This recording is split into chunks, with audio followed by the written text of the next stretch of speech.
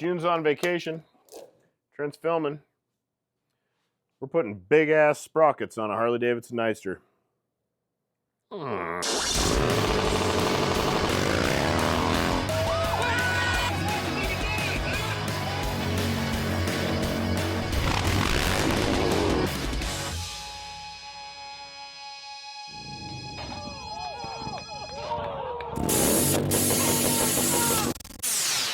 If you've noticed by the tire right here, it's real bald. But we got sprockets from the machinist. These are the new Kruesi Originals sprockets for Nightster, Pan America. Actually, they are for the Pan America, but you can put the Pan America cush drive in a Nightster wheel and create a chain drive kit for the Nightster. If you don't know what I'm talking about, watch our Nightster videos. I think the one that was before this one was the one that we built the chain drive kit. We took it out and we rode it with the stock Pan America chain drive setup, which is a 48 tooth. I've got a 50 and a 52, which I think I'm just going to jump straight to the 52. It's 4 teeth bigger. It's going to be a dramatic difference. And if it's too much, I can always step back down to the 50. But I really want this thing to just eat, so I'm going to try the 52 right out of the jump.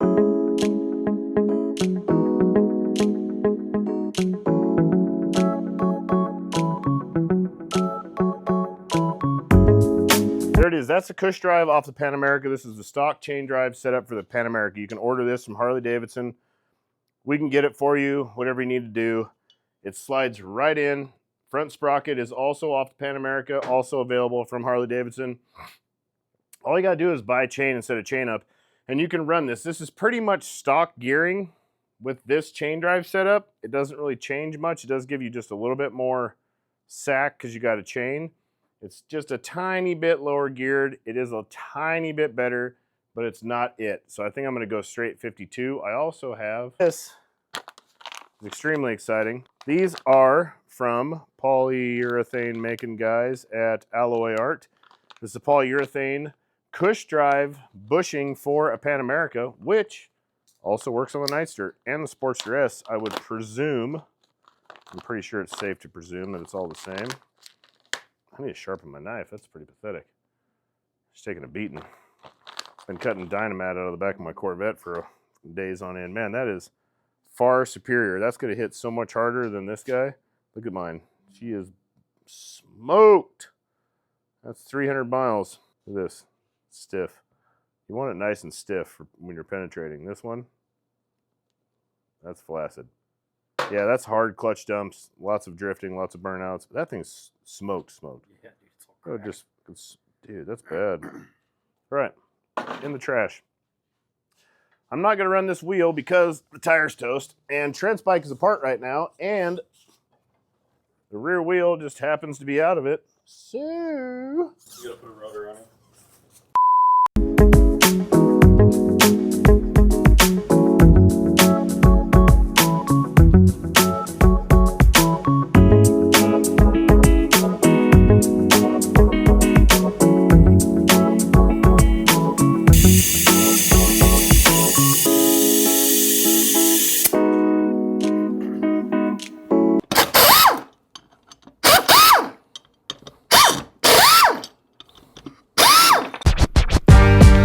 Generous amount there. It is a good looking sprocket. It's like a 5-spoke version of our North Star wheel. I had to go 5 because there's 5 bolts. That would look goofy. Also, one of the best things about this is if your bolts do ever back out or you don't torque shit right and it comes apart, you don't got to buy a wheel. Just replace the cush drive because it won't hurt your wheel whatsoever. That is quite a nice feature of doing it this way. Well, this is going to be fun.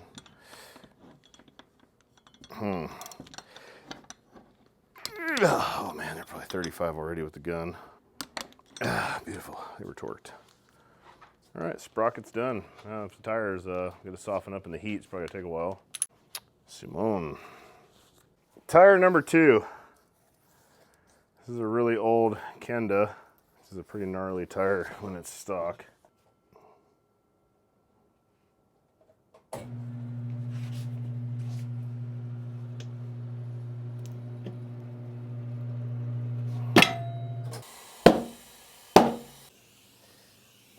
Brand new polyurethane. Fancy guy stuff right here. Alloy art polyurethane inserts. That is feeling pretty nice and snug right there. Oh, that is way more snug. Way more snug.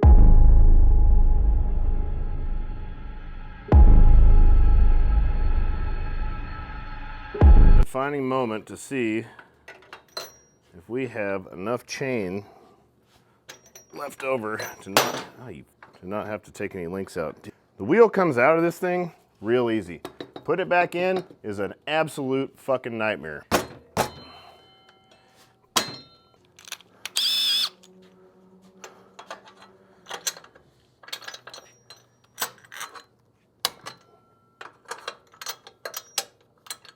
These adjusters are a bitch. But we got plenty of chain, thank God. Now we just need to align this bad boy. So I was back all the way. Now we're in the middle, which honestly I probably could take a link out of this thing. Which I bet I could. I'm not gonna do that now, but I think I could drive the axle all the way forward and take another link out of it, which those are troubles for down the road.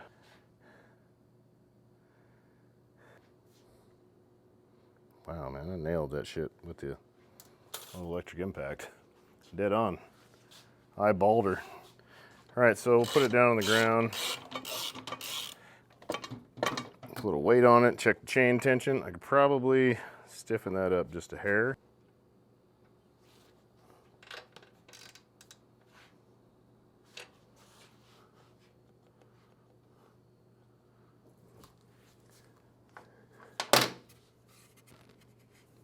I should have more clearance for this guy now, because it was kind of slapping down here before, but this sprocket being a bigger diameter is going to hold that chain up higher up in there, so that should give us more clearance for that.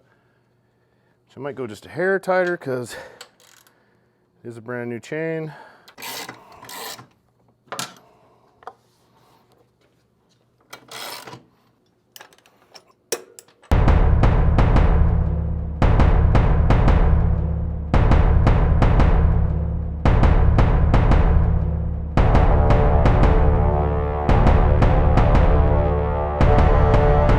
Adjusters are a huge pain in the ass trying to get all this stuff back in there because they constantly want to fall out. But when they are in there, the thing I do like about them is that they're a nut on a bolt.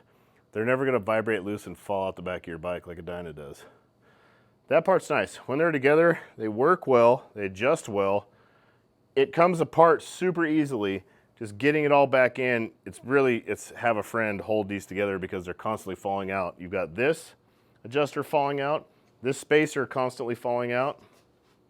You've got this brake sensor constantly falling out, and this adjuster constantly falling out while you're trying to jam an axle through it. So it is a huge pain in the ass, but it is a nicer setup when it's all said and done because they're not going to fall out when you're going down the road. They can't because the axle goes through them. That being said, I guess it's time to go ride it.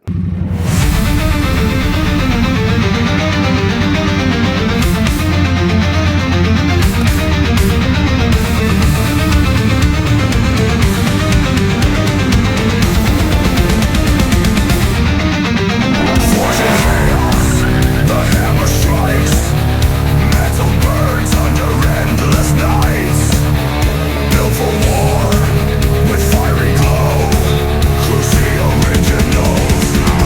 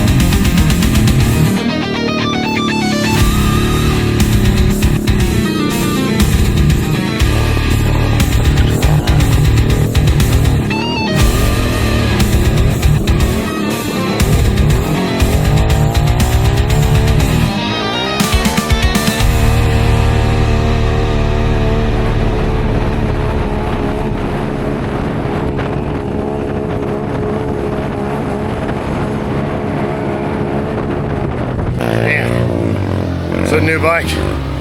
It eats. I can clutch up wheelies really easy, and it drops back, and it's got engine brake, and it eats. I drifted it. I like hung it out there. Now she needs to tune. It's gonna be a monster.